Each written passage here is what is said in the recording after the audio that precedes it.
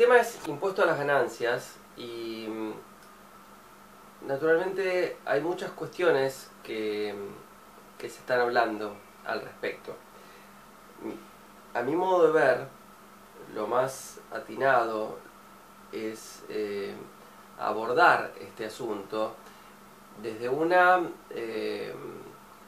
macrovisión, es decir, comprendiendo de qué forma parte, qué es, cuáles son sus características, y entonces pensar en la problemática de una manera más acertada. El Estado recauda impuestos, ¿sí? Recauda impuestos provenientes del nivel de actividad de la economía en un 75%. Estamos hablando de impuesto a las ganancias, más o menos un 20% de la recaudación total, impuesto al consumo, más o menos un 30% de la recaudación total, aportes y contribuciones, aproximadamente un 25% de la recaudación total. Ahí tenemos las 3/4 partes, lo digo redondeado, ¿no?, de la recaudación del Estado. Y además tenemos cerca de un 20%, entre un 15 y un 20% proveniente del comercio exterior. Aranceles a las importaciones, retenciones a las exportaciones, y también tenemos otro tipo de impuestos, ¿no es cierto?, que bienes personales y demás. Ese dinero el Estado lo tiene que utilizar para financiar la inversión social. La inversión social que comprende salud, educación, ciencia y tecnología, turismo, transporte, conectividad, desarrollo, agua potable, minería, medio ambiente, comunicaciones, vivienda, alcantarillado, ¿sí? Y también para pagar otro tipo de servicios, como por ejemplo servicios de deuda. Entonces ahí tenemos un problema grave, ¿sí? Ahí tenemos un problema grave, porque parte de lo que recauda el Estado tiene que ir a pagar endeudamiento. ¿Que favoreció a quién? ¿Al conjunto del pueblo? No, favoreció a unos pocos. Pero bien, ese es otro tema, ya lo sabemos.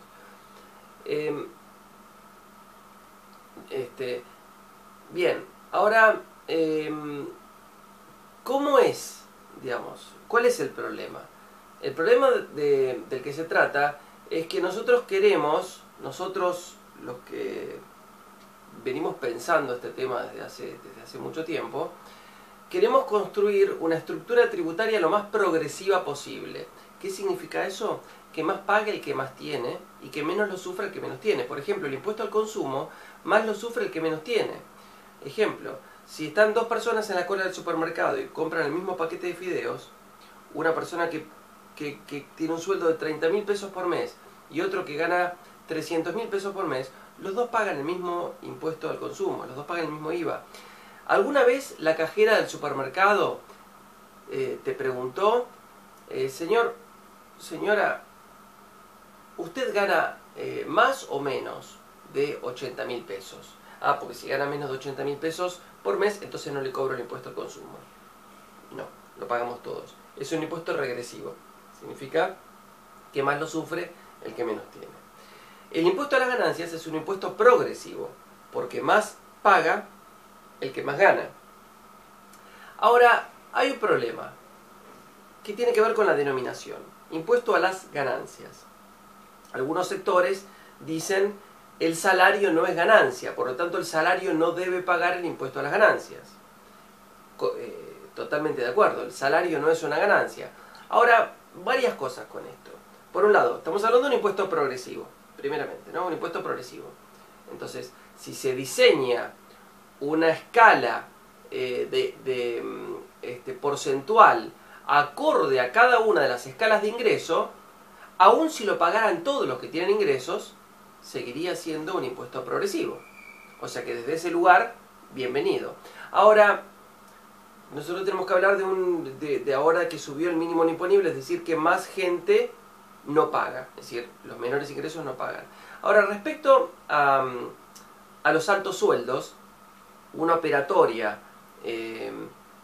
tradicional es que las empresas, en vez de computar todo como ganancia, una parte la computan como altos sueldos gerenciales. Entonces ahí que tenemos menores ganancias de la empresa, entonces la empresa paga menos de impuesto a las ganancias, porque la ganancia ¿qué es? Ingreso menos costo. Si aumentas el costo, porque el salario es un costo para la empresa, entonces se gana menos. Entonces la empresa no paga impuesto a la ganancia porque tiene menos ganancia, y tampoco porque el salario no es ganancia, ¿sí? Entonces, dejado en claro esto, también hay que comentar otras cuestiones. Hay salarios, un ejemplo puede ser que acabo de dar, hay salarios que son muy altos, en relación incluso ganancias de pequeñas y medianas empresas que no son tan altos. Entonces, ¿dónde está la vara? En que una cosa es sueldo y otra cosa es ganancia, y que tal está en relación de dependencia y tal es jefe. ¿Está por ahí? Es para pensarlo, ¿sí? Por un lado.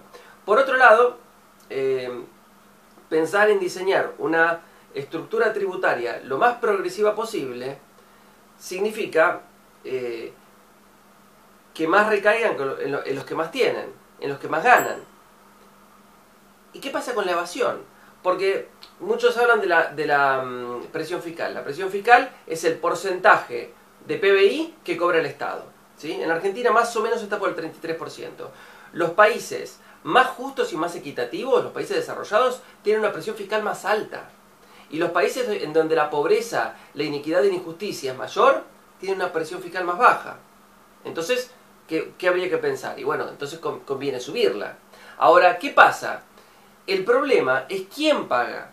Porque dado el enorme nivel de evasión que hay, si los que más tienen, que son los que evaden, las grandes corporaciones no pagan los impuestos, entonces ese 33% ¿sobre quién recae? ¿Sobre los más ricos? ¿Sobre los que más ganan? No, porque ellos evaden. Entonces, una de las formas de construir una estructura tributaria más justa y más equitativa y más progresiva es, además de todo lo que estamos hablando, reducir la evasión. Así que bueno, son varias cosas para pensar.